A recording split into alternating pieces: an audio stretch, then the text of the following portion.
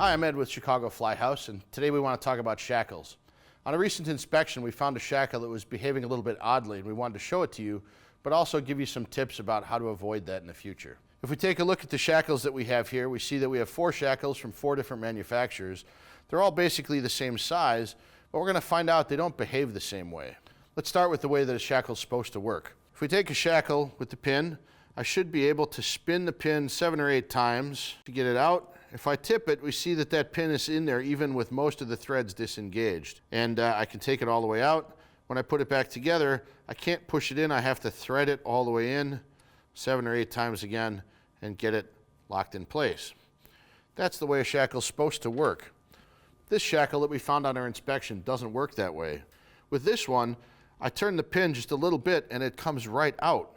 You see that I can push it back in and it falls out. That's a dangerous situation for a shackle to be in. It's entirely possible that it would let its load go unexpectedly. There are a couple of different reasons the shackle could be acting this way. It's possible that it was overloaded and that the threads deformed, letting the pin fall out so easy.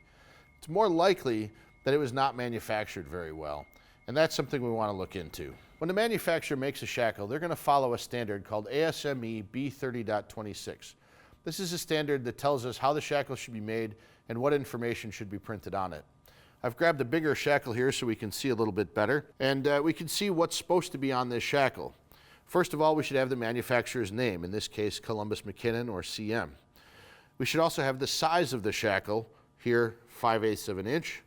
It should have where the shackle is manufactured, in this case the USA, and it's going to have a load rating. The load rating here is listed as working load limit 4.5 tons. The last thing that the manufacturing standard says is that we should also have trace codes for the materials used in making this shackle, and those trace codes are shown right here on the shackle.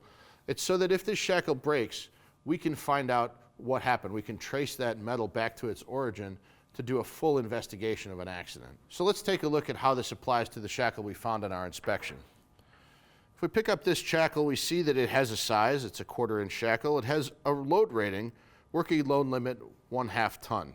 That's about what we'd expect for a shackle of this size. But when I look for the manufacturer's mark, I can't find the name of a manufacturer, only the word China.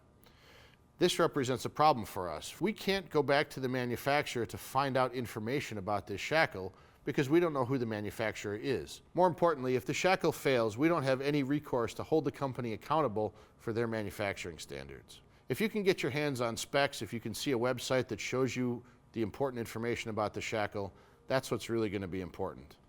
Another takeaway is that you can't just inspect shackles with your eyes, right? We do that a lot. We look up in the sky and go, yep, all the shackles are still there. But in this case, if I did that, I would miss the fact that this shackle is not in good shape and should be replaced.